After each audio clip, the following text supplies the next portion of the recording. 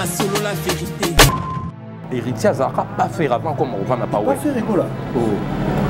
Ah bah, bah n'est qu'on vend la héritier azaki qu'on vend pas faire na boula. OK. Donc net pire petit na bandal pire petit peine à faire ko pire petit à faire qui est faire à orienter ka biso lo betaka déjà yena nous tata solo. Comprendre. Les raquettes n'est pas ouera à vendre pas ouera mais ouera il osait pas aussi de me le dire que neni matcha petit on encore malgré vendre pas na. Pas solo la vérité. Donc, Atikela qui charge Jonathan. Mais oui, parce que c'est moi le directeur artistique, c'est moi l'arrangeur. À Rosé, au Salam Rabon, tu vois là, je peux m'en salam. Donc, Atikela, on a ma camona, 6 jours, à Mela Batafia, noir, il n'a qu'à la ça la cosse. Il n'y a pas de pétition, non, le loup, à météo, la cosse, il y a un thème à mon go. À piquer, mais tellement d'idées à ça qui m'a choisi, il fallait qu'il t'arrête. Qui dit héritier, pas y a ma table. Petit vocal la cause c'est pas tout dans la zamba héritier kokenda petit premier jour où il y a yemba na la zamba play wana c'est moi japonais na matsa et pour la cause c'est bazaro lingate ba jani bazaro lingate ba faire bazaro lingate bataka moi mo ba muke moi no les raosa mankambo ya ko ignorer la cause ça ebsanga pas solo la vérité la flamme aza petit o ngana juillet que oui à l'autre ndangai na parler ndene Japan yandike petit na beto ya boala donc yo zwaka kaka il faut okotsa makambo wana ngala uti mikili na yo kitikini comprendre intervention rapide flamme ya alem so ko na guitare na libaya de 8h ngana sana ngale mso yo fazer na rola msalem suba 12h aya vani na se na ngai wana zo a beta tile na oya to bando travailler na et puis oui rasombela ka ba biloko to benga ba balader ba webman ba recording donc ba biloko to travailler il y a zo kotsaka ngo wera a créé kaneti rivalité na ngamoko. Oh donc rivalité entre yo na flamme kapaya. C'est quoi zo créer on nini azotinda flamme azo ya pananga ngamo na faire travailler pour un jour dans l'avenir. Donc il était aussi patient wera. Aiba ki tango au kokara ki pas solo la vérité. Wera banga ki si fort. Bato bazo sama ba mona mawane za ba vient na so akenda au Nico Congo ba moni production ba lisi baba bato bazo sama kambo bazo cinéma kambo wana bango wana wera yemo rien. Mais quand les gens disaient que nous on sont incarné koi azaki lion bon mona nyango liongo wapi bandaka to bana benga non to bana benga wera son les rois de la forêt bandale to sana wenga musique d'ensemble et ça la maison mère. Pas solo la vérité. To préparer pese lo moko à part chemin de la gloire to préparer lo moko na à Gianni Bishop hein oh to préparer toi c'est les tozana et déjà na studio to préparer lo moko ya Kafou les sous santé Maxi Singer boyo comme calamine. OK donc à Gianni en featuring avec Héritier Watanabe. Non avec japonais. Pas solo la vérité.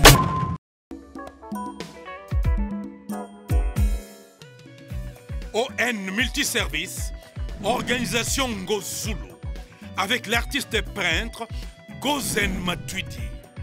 Pour vos services de décoration intérieure et bricolage, tous travaux de peinture, papier peint, enduit, parquet, carrelage, électricité, plomberie, montage de meubles de cuisine et plateaux télévisés, contactez Gozen Matuidi.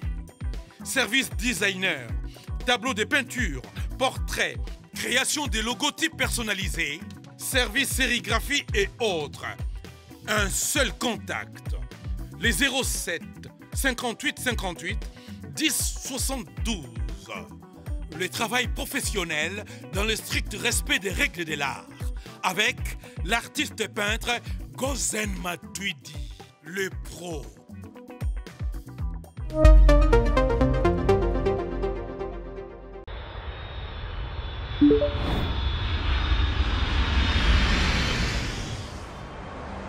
C'est ici que nous vous amenons. Dans le plus beau cadre jamais imaginé. De toute tendance, nos clients sont les plus privilégiés. Pour le touriste, vacancier, professionnel. Que ce soit pour le repos ou un passage dans la capitale de l'Afrique, Kinshasa, la Villa Del Pirlo Auberge met à votre disposition des chambres ordinaires, chambres exécutives, cuisine propre, spacieuse, luxueuse, bien meublée, afin de passer d'excellents séjours au sein de ces installations. Où que vous soyez, dans les 4 coins du monde, faites votre réservation sur tous nos canaux de communication, téléphone, site web ou sur notre page Facebook.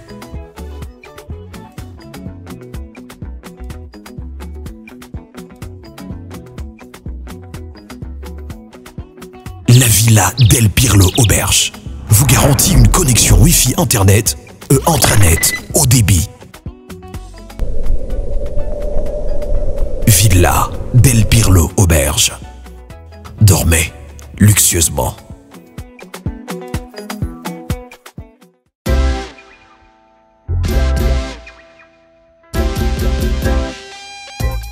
Service spécial covoiturage, Paris-Bruxelles-Paris. Voyagez confortablement de Paris à Bruxelles et vice-versa de Bruxelles à Paris dans de meilleures conditions. Jimmy Chimanga, porte de la Chapelle. Contactez le service covoiturage Jimmy Chimanga, Paris, porte de la Chapelle. Composez vite. Le plus 33 7 87 76 95 65. Pour toutes vos démarches, afin d'obtenir le passeport Yabanamboka à Bruxelles, dans un délai raisonnable, confiez-vous à Jimmy Chimanga, porte de la Chapelle. C'est sérieux et c'est efficace. Hugues la Coifficoté. Hugues la Coifficoté, votre salon de coiffure sur la Nationale 3 au pavillon sous-bois. Ouvert tous les jours de 9h à 20h, même les jours fériés. Plus d'informations au 01 41 55 00 00 ou sur le www.huguelacoifficoté.com. Hugues la Coifficoté, l'homme qui coiffe la ville.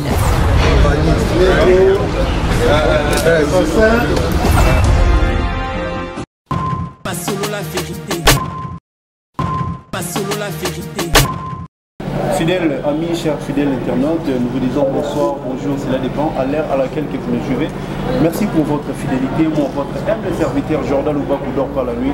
C'est vraiment un réel plaisir pour moi de vous présenter cette émission ainsi que de vous avoir annoncé, je serai avec un grand maestro, un grand guitariste au nom des Japonais. Nous le savons tous, Japonais, qui es-tu? Il a contribué pour la musique congolaise. Grâce à lui, il nous a essayé un peu de nous bercer dans de meilleures sauces. Ensemble avec lui, on va pouvoir développer, parler de tout sauf rien. Ça fait longtemps, le vieux à l'émission émission. Quand même, il nous a honoré par notre invitation. Il a quand même accepté et a pour passer vraiment aux alliés bon moment d'habitude vraiment. Ensemble avec vous très chers fidèles, je vous demanderai de rester connectés fidèles et surtout de suivre l'invité, l'émission à l'intégralité. Vos suggestions, c'est ça, vraiment nos meilleurs. Sans plus tarder, je vais pouvoir remercier toute mon équipe technique. Là, je vois directement celui qu'on appelle le Migra Maloudi. Merci vraiment pour le sacrifice et la confiance, ainsi qu'un bon travail que tu ne cesses de me donner. Merci à toutes les personnes, ainsi que nos partenaires. Là, je vois directement celle qu'on appelle Maison Oshiding, Maison Oshiding, la maison du trésor de Nadine Oshiding, la maison du trésor. Tous ceux qui veulent vraiment s'habiller, être élégants, une seule boutique et une seule adresse, c'est Oshiding Nadine. En tout cas, là, vous trouverez des très beaux vêtements provenant d'Italie. Là, vraiment, à Kata Contrana, Chine, Dubaï. Merci à toi, Paulo Kakalunga, pour ton soutien, mon frère. Je sais que non, tu es en train de nous suivre. Je vois directement celui qu'on appelle Salon Zoé Nachar le Roi. Gémérose, en tout cas. Faites un tour là-bas, Claude Moussaï, Fabrice Gitan. La Pessibino Bambote, sans plus tarder, je vais pouvoir intégrer mon invité japonais. Bonsoir. Bonsoir, Jordan Loubaki. Jordan Loubakou. Vous avez bonsoir. Loubaki parce que c'est une avenue à Bandal. À Bandal, il y a, après Batete, là c'est Loubaki. Voilà, donc, malheureusement, nous tellement, et c'est déjà figé dans ma tête. Donc c'est comme ça quoi. Merci beaucoup. Comme je venais de vous présenter, on reçoit la présentation de mon nouveauté, que tes œuvres parlent à ta place. Ah bon? Ouais.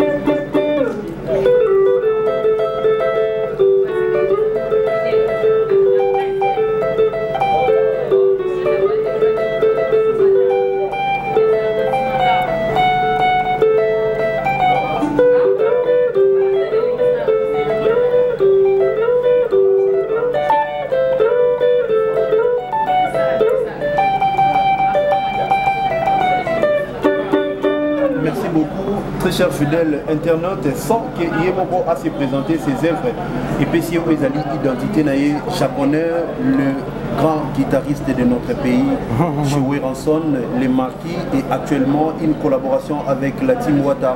Comment vous expliquerez tous ces chevals? Bon, tous ces chevals, je vais expliquer ainsi parce que moi, c'est un peu inné, quoi. Je suis né avec la musique. J'ai commencé la guitare à l'âge de 8 ans, déjà. Donc, la musique, pour moi, c'est dans les sangs. Si tous les gens que tu viens de citer là, Ranson, Jibin Piana, qui encore Awilo Longomba, Mewe, les Ferré, Héritier, Adjan, tout le monde me contacte et puis me sollicite parce qu'ils savent que j'ai quelque chose, j'ai quelques potentialités que Dieu m'a données. Merci beaucoup. Parce que chacun de nous a ses potentialités que Dieu lui a données. Voilà. Tout à fait normal. Moi d'ailleurs j'ai cité que Ranson, les Marquis des Maisons Mères et puis Héritier Watanabe. Maintenant, le début, commencement de votre carrière, quelle a été votre plus grande motivation pour ça là que non au band de musique et puis guitariste et directement les gens bah vont découvrir on a quatre Maison Mère. Non tu vas découvrir la Maison Mère. C'est la Maison Mère. Sérieux? Avant non n'était comme ma Maison Mère, j'étais dans Wingé. Musique à 4x4, tout terrain, les anges adorables. Avant tout ça, la fête de l'amour, parce que fête de l'amour, Nangaroloba ont trotté, Nangaroloba trotté, mais Nassina Loba Loba Pena Mission, Sousouna Badoyou, créateur Yandombolo. C'est moi japonais, mais il y a beaucoup de gens qui ne le savent pas. Mais... Créateur Yandombolo, tout ça, non, t'as plus, on a créateur Yandombolo,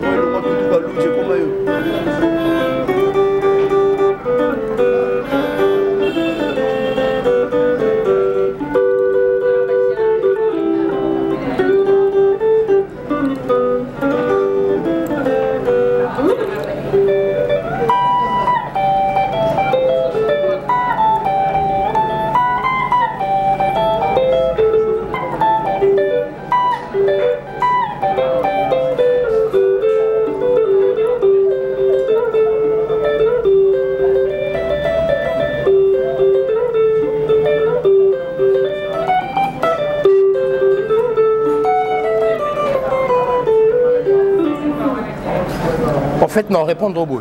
Toutou Kaloudji a vu Kombo ya Ndombolo. Ndombolo, ça vient de Rajakula, les stations Japan. Ah, Ndombole, bon, je m'excuse pour sur la vérité. Ndombolo, tout d'abord, c'est noir. Diamba. Diamba. Andombole, Annuale. Andombole, ngana uta funo na station Japan. Babiso, Basomono, Banono, Badiama, Bagejo Gelena. To uta na station Japan pambuta mutu Rajakula. Place Kombo japonais utela. Ndombolo e utela kuna. Si ngana sala musique ya Ndombolo na depuis station Japan. Ndena memiango na wenge le toke sala fête de l'amour. Nde na koti Kaloudji nambi faut boire que le mot likolo musique oh mais et ça la Ndombolo nde tout Kaloudji aboka Ndombolo Ndombolo mais c'était son monodole sec parabolique nous avons boire comme on a station Japan. Donc Ndombolo ça signifie d'abord ezaki noir. Eza diamba, ezala kité eza diamba. C'est à quelle langue? Wana eza ba nde to bengaka ba verlan ba argot na biso muta bimisa kombo wana Rajakula. OK. Paix à son âme. Donc asalima makambo ebele bakitisela ya mata babareko batora banyamangwa ko enyama Rajakula uta station Japan. OK. Voilà quoi. Mais il y a beaucoup de gens qui le savent. Ah tant pis. Lelo Oezali Toutou Kaloudji apporta Oezali manteau, il se bombe la poitrine en disant que non, c'est lui le créateur de Ndombolo. Et maintenant nous découvrons la vérité Oezali que non Ndombolo yondem tout même on a kati ya nous de Nabiso. Mais actuellement ce qui te moni musique Nabiso to benga ngo typique. Mais ba pesa ngo identité moko comme Ndombolo. Oui, musique Ndombolo, kasi style la musique Ndombolo. Donc c'est vous le créateur. Voilà, même oh ba ivoirien ba comment obeta lelo ba nigérien ba comment obeta lelo coupé décalé et à style Ndombolo. Et à style nanga o ngana créa. yango pe c'est propagé dans le monde lelo même les occidentaux ba mindele so ba reconnaître bisonet na ba musique o ya biso typique ça c'est la musique ndombolo. Voilà, c'est moi japonais. Mais pourquoi toutes ces simplicités? Mais parce que c'est ma nature. Mais quand même nature. Je ne suis pas trop bavard. Ma nature, je ne suis pas trop bavard. Donc, je suis comme ça. n'a remis changer. Na force, c'était que na comme non. Moi, c'est mes œuvres qui parlent à ma place. Ok. Voilà. Les œuvres parlent à ma place. D'ailleurs, vous venez d'ouvrir une très bonne parenthèse. Le grand, c'est bombé ma poitrine. Côté Kofi Olomide a créé style Uzali Tchatcho, actuellement, ils ont une particularité, ils ont une sauce, une identité. Le lot de artiste et Nabission Mnene Ferrigola, auquel vous avez travaillé ensemble, Asali Uzali Rumba Trap, Fali Poupa, Asali Uzali, Toko Sinizik Naï. Carrière Lelo aujourd'hui, ton collaborateur, ton petit frère, je dirais, Héritier Watanabe. C'est quoi la structure au Lelo Batali Boboyo, Héritier Watanabe, ça c'est l'identité de Watanabe. Différence par rapport à style au niveau où tu consultes. Bon, Héritier Watanabe, il y a une particularité na Emoko, Oyo azoluka beaucoup plus. Il y a la musique musique intelligente.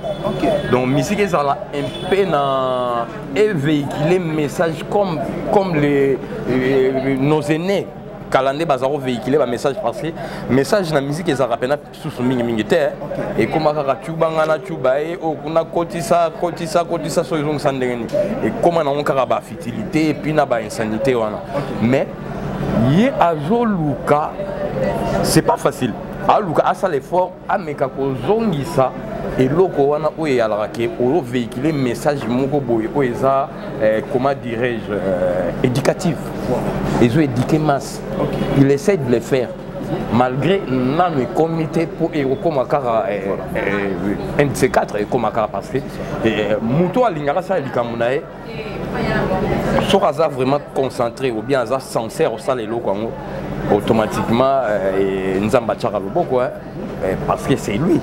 Les avis na ya uta azana vision na emo beaucoup azomona ki la pona sala bonazong sabo so kaza pena concentré na ngo et puis azana sérieux et ya makambo au sala ça va aller. Maintenant ça vous fait comment quand Héritier vous avez contacté intéressé il y a pour collaborer na puisque vous avez dit Héritier c'est votre collaborateur que vous collaborez ensemble autant la Wezali si vinayo de banglé balobaka qu'il me vita et pas latiniste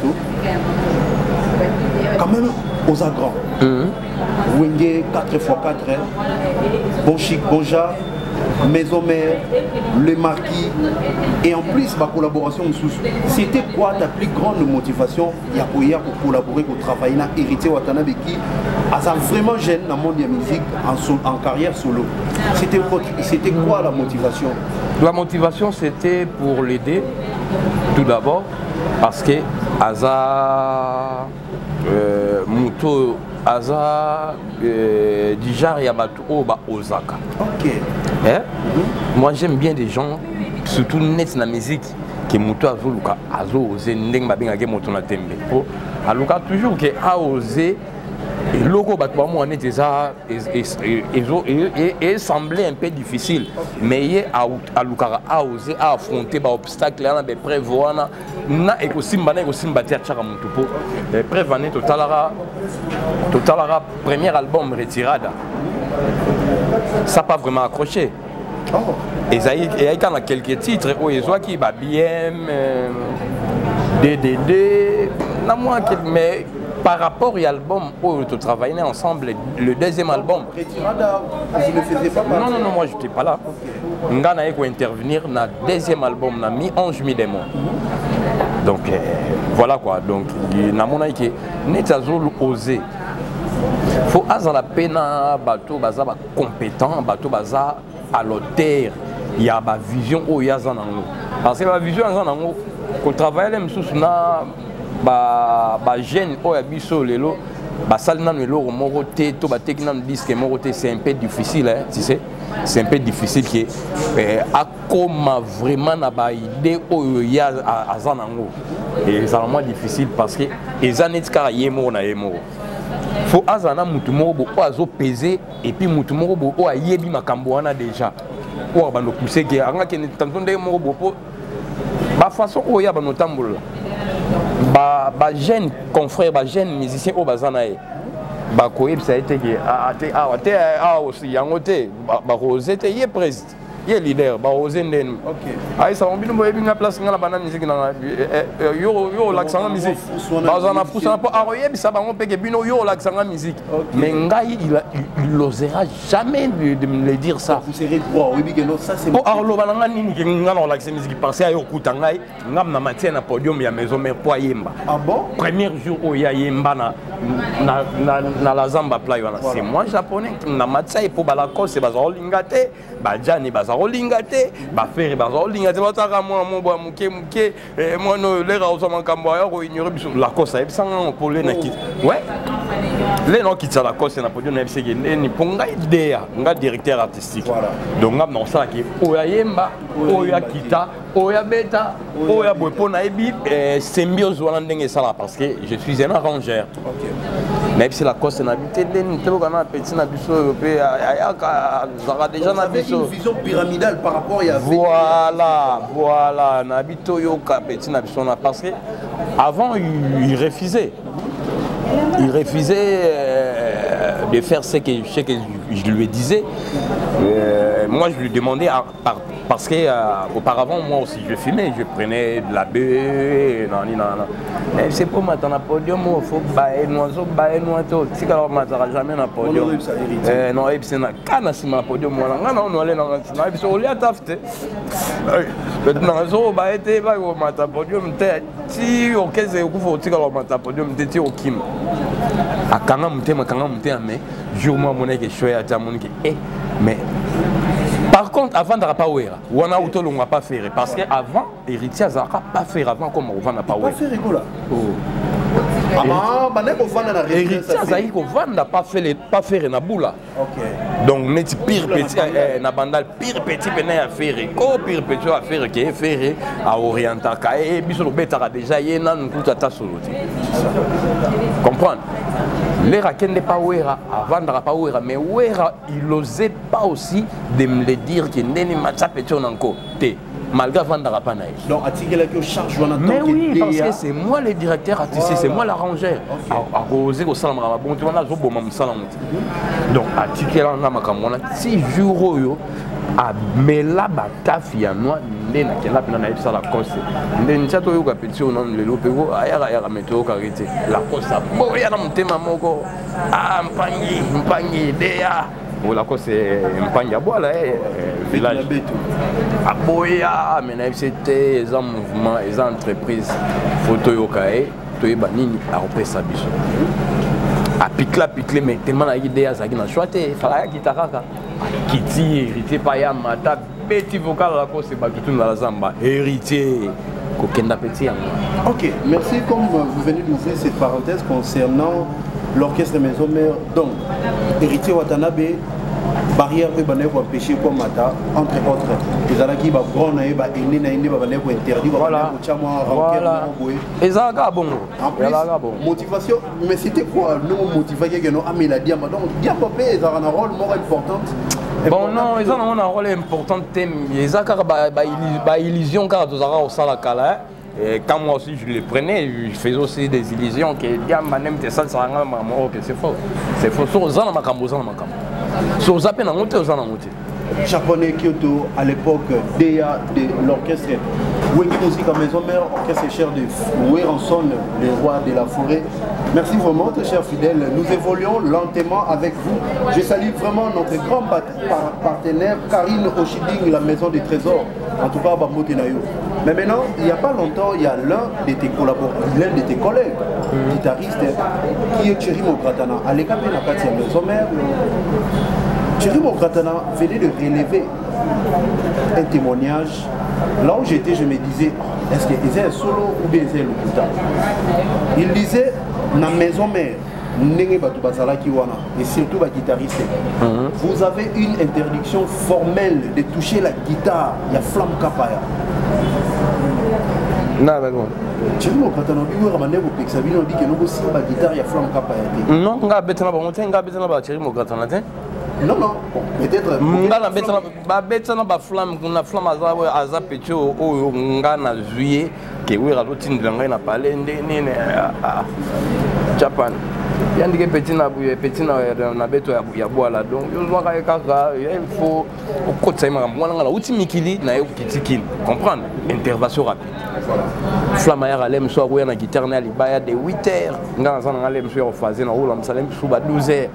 Aya vani na se na ngai wana zo beta tile na oya to bando travailler et puis oui rasombela ka ba biloko to benga ba balader ba webman ba recording donc ba biloko to travailler ka ya zo kotsaka ngo donc siko oui rasalra ni oui a créer kaneti rivalité na ngamoko oh donc rivalité entre Yona Flamme Kapaya. Si quoi vous créez un nini, azotina Flamme azoya pananga ngamo on a offert travailler pour un jour dans l'avenir. Donc il était aussi patient ouera.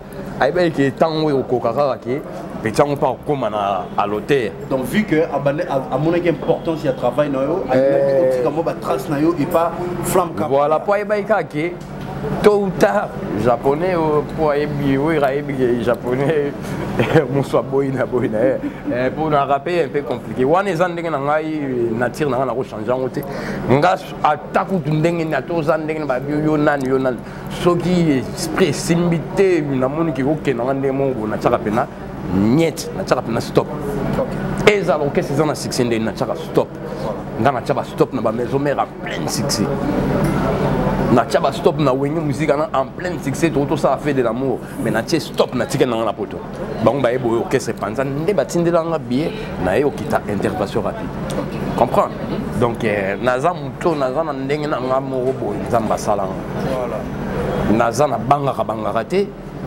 naza pété mutu moko boy na mona makambo ya danger za nzambe na courant so simbi au monde na danger de mort ton Nzambe de danger à part Nzambe wana danger ça raté. Merci beaucoup. Est-ce que quand les gens racontent maison mère et Zalaki na kiss, c'est-à-dire pour bête à la maison mère il faut signer ma cam. Yo mon agent. C'est ça que l'un des collaborateurs il y a ouais en son les gars on a Thierry Mokatana. Aza Ventiré. Ah Thierry Mokatana Aza Ventiré. Oui. Il y a mon qui si vous na maison mère mon agent. Donc hier on a eu le mec no ouais en son na maison mère donc so na qui cité ah bati ko c'est la via batu mangamu via batu yemo abanga nena monam. Oui abanga monam mon titre na orchestre. Ezana ndeka binu boyo sa mission boyo. Et on a battu soupe, c'est pour la maison mère, à Zanganga. Tellement c'est pour la maison mère. Hier, moi, j'ai mis ça la maison mère qui ici. On ne peut pas dire ça, on a pas fixé une maison mère et ça là, qui vous s'en pipe pas, solo la bière. Oui, Rabanga qui ici fort.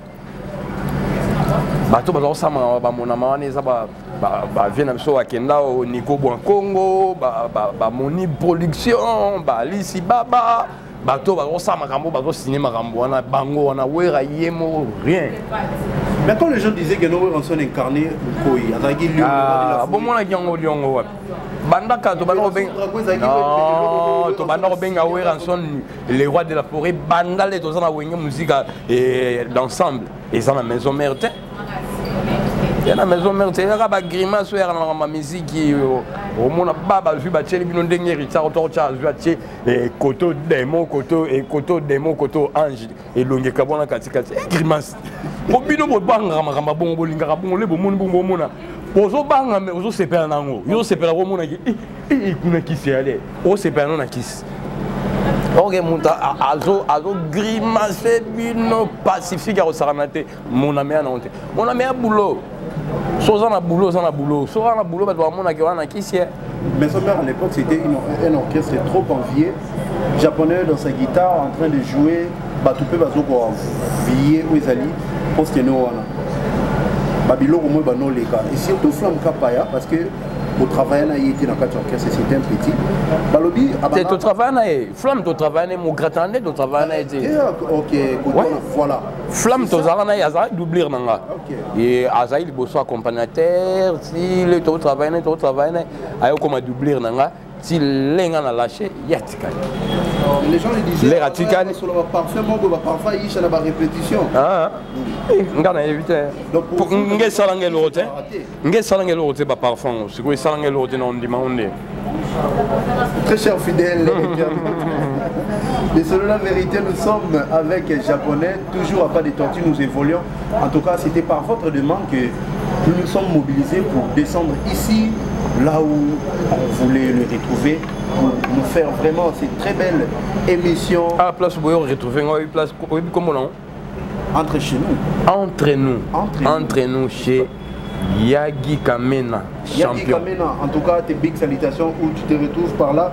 J'en profite aussi pour saluer celui qu'on appelle Podoka Kalunga, en tout cas Bambote Noesigozali, Fabrice Jitanvu, mon futur partenaire, on appelle vraiment Bambote Esiga Ozali, japonais, Lelo, toujours vraiment, les solo, Yakati à la team, parce que Ezali Esiga Oyo, Ozali pour collaborer.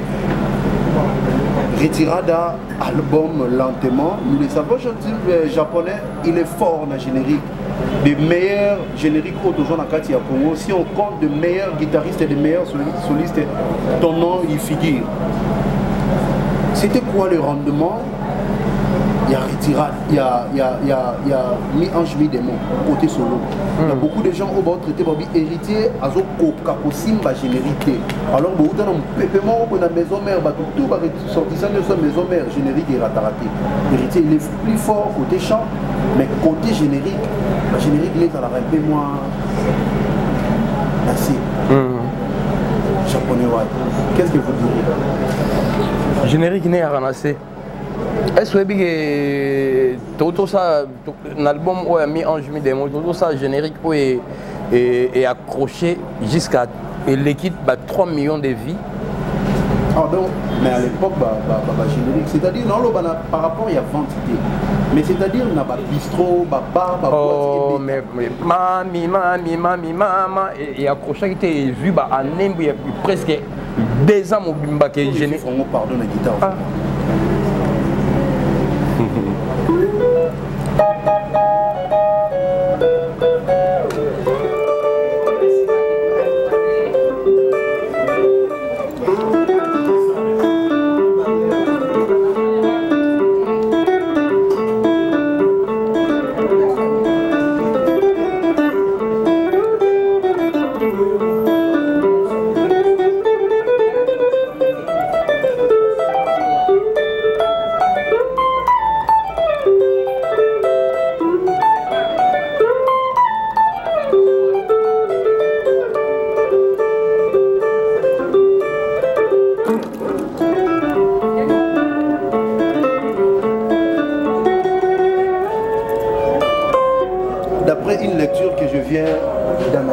Par rapport à cette belle mélodie, c'est-à-dire constitution, il y a générique Wana.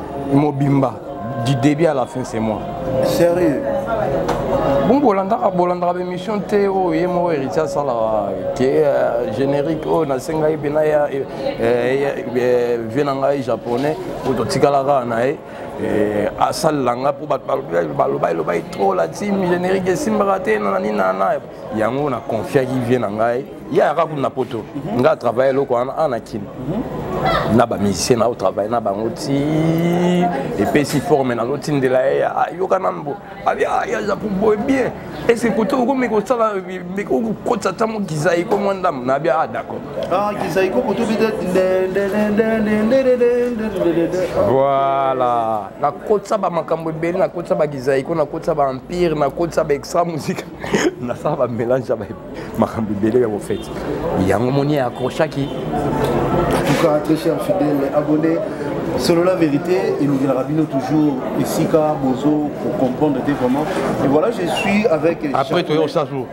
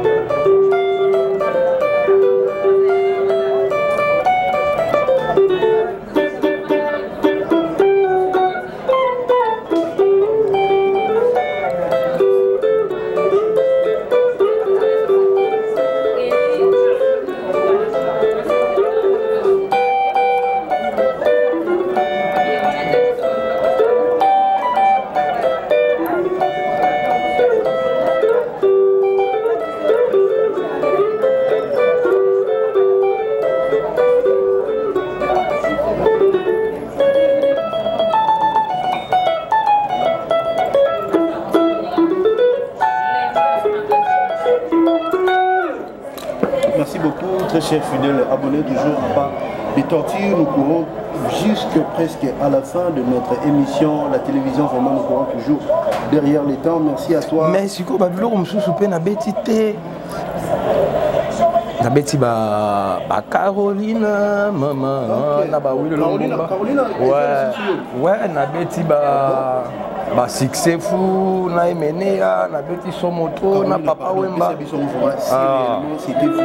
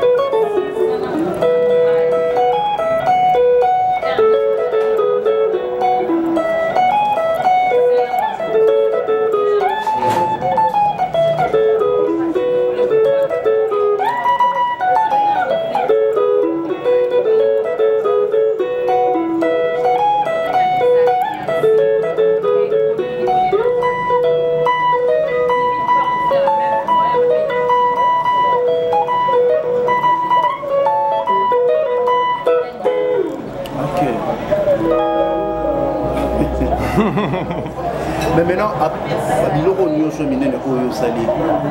pourquoi cette humilité?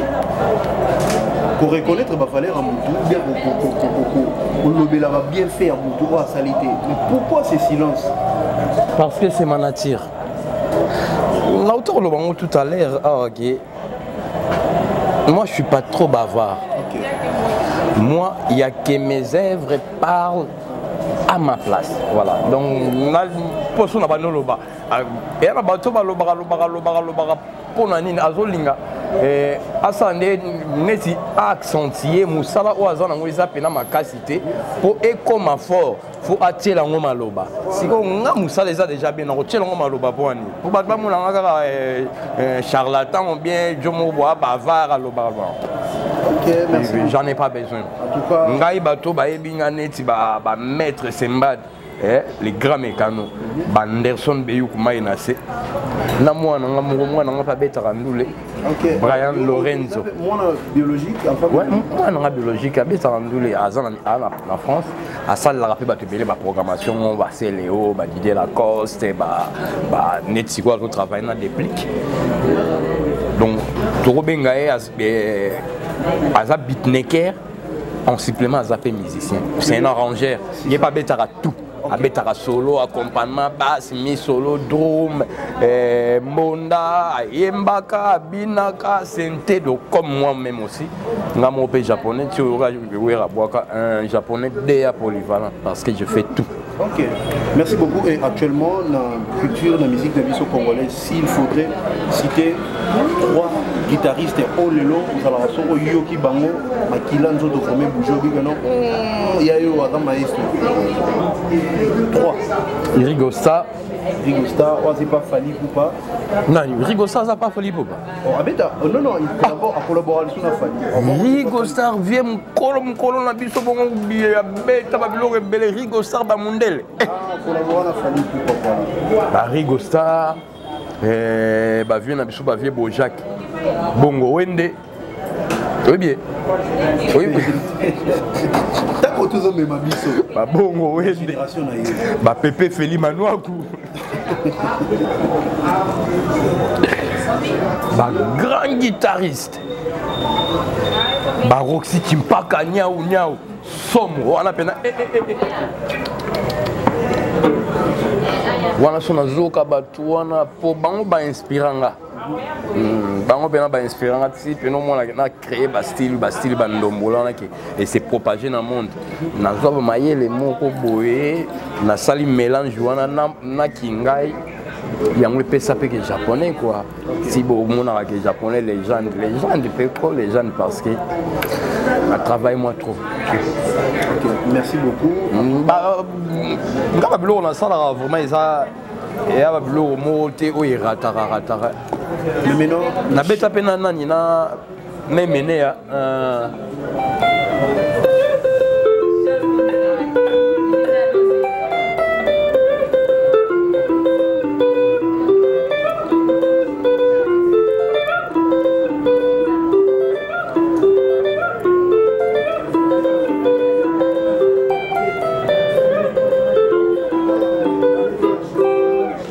On a succès fou. En tout cas, Na somo trop. Somo trop, il n'y a pas Wemba.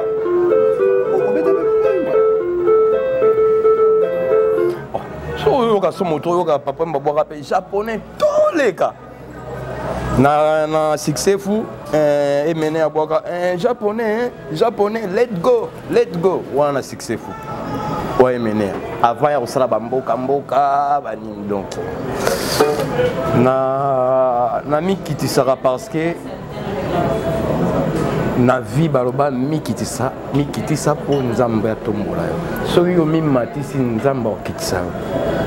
Si bino bo reconnaître que je suis grand parce que na mi kitisa son ami kitisa na mi tchara danger bota et pas ça va danger toi. Non.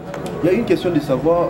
Nous le constatons, il y a nos musiciens actuellement, ils peuvent acheter des textes. Excusez, ma PCNZ Ayemba. Ma guitare peut, nous avons une mélodie. À créer une mélodie, nous avons une mélodie. Ça l'a raté, donc il faut créer. Et à rater. Mais maintenant, l'histoire est bête à Manakata Bastido, il y a bête, il y a boé. Et comme on attend un album, il y a un choqueur, moi, je vais bête là. Vous ça la alors, depuis carrière, le banda. Ngandi kuna betela batu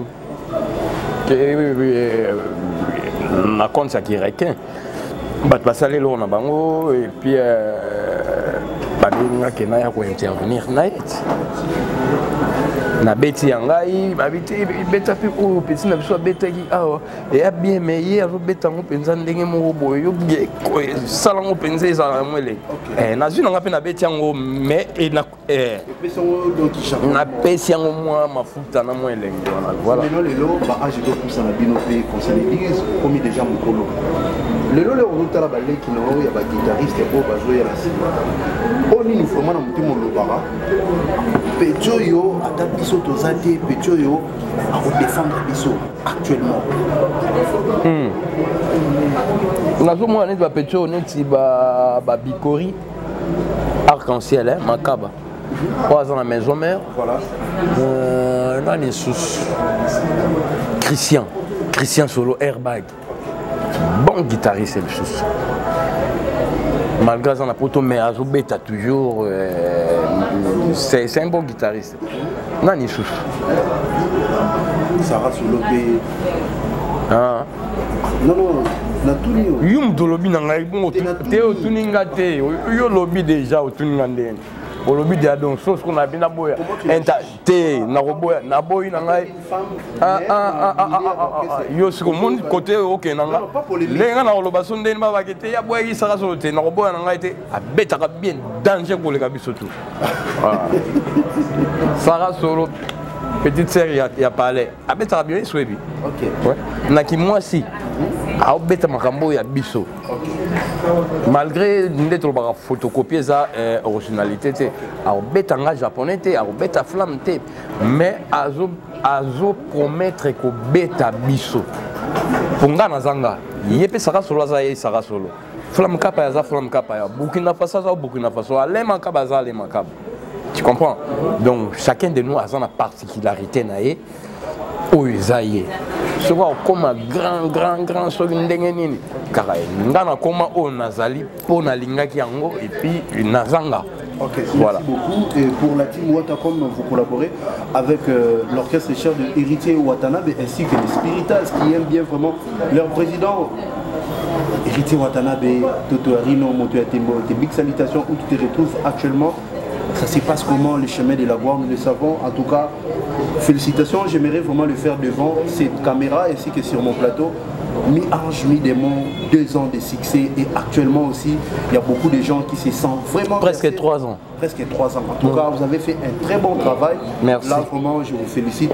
Qu'est-ce que vous nous promettez pour que vous allez plus que mi-ange, mi-démon dans le chemin de la gloire? Mais bon, au moins, une petite osara la musique chaque album et portera biso ba conseil na ba remarque. Voilà. Autant la batu ba ligne yango ba sepe nango. Mais pas solo la vérité.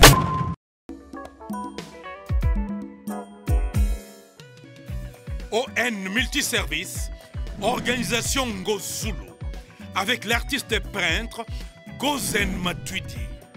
Pour vos services de décoration intérieure et bricolage, tous travaux de peinture, papier peint, enduit, parquet, carrelage, électricité, plomberie, montage de meubles de cuisine et plateaux télévisés, contactez Gozen Matuidi. Service designer, tableau de peinture, portrait, création de logotypes personnalisés, service sérigraphie et autres. Un seul contact. Les 07 58 58 10 72. Le travail professionnel dans le strict respect des règles de l'art. Avec l'artiste peintre Gozen Matuidi, le pro.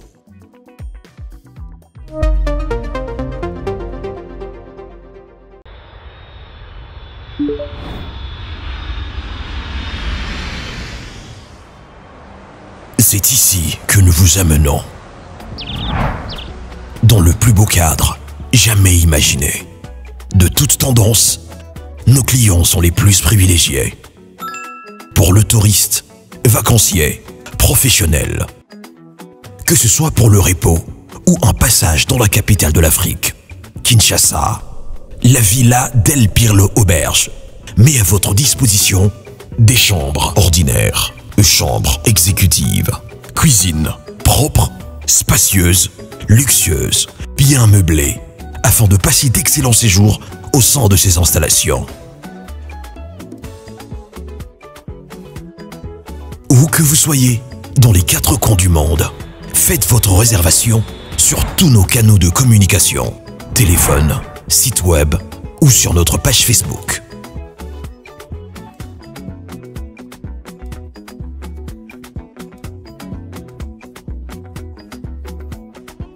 La villa d'El Pirlo Auberge vous garantit une connexion Wi-Fi Internet et intranet haut débit. Villa d'El Pirlo Auberge. Dormez luxueusement.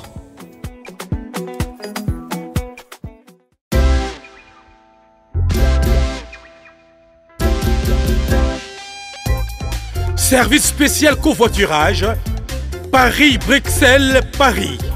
Voyagez confortablement de Paris à Bruxelles et vice-versa de Bruxelles à Paris dans de meilleures conditions. Jimmy Chimanga, porte de la Chapelle.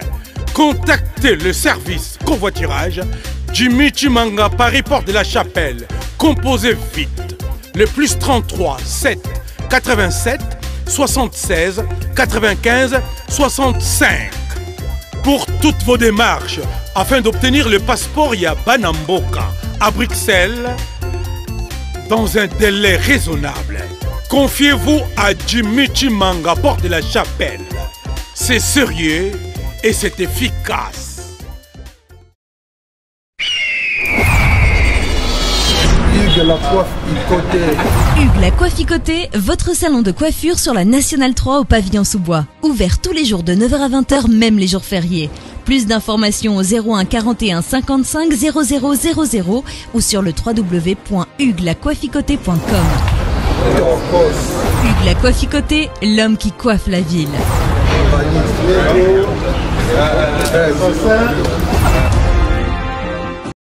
Pas solo la vérité.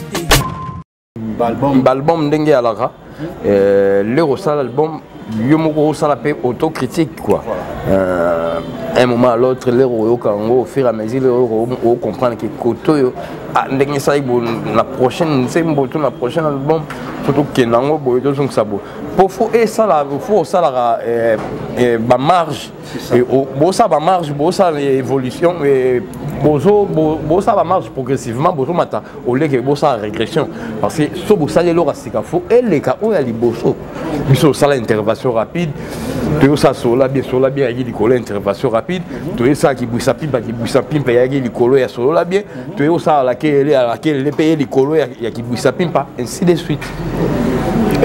Il y a des pages qui disent, en tout cas je voulais vraiment vous recevoir pour confirmer cette information, est-il que Héritier Watanabe ainsi que la team Wata auraient préparé leur album mis en comment sur le chemin de la gloire Napoto avec tout l'orchestre, c'est vrai?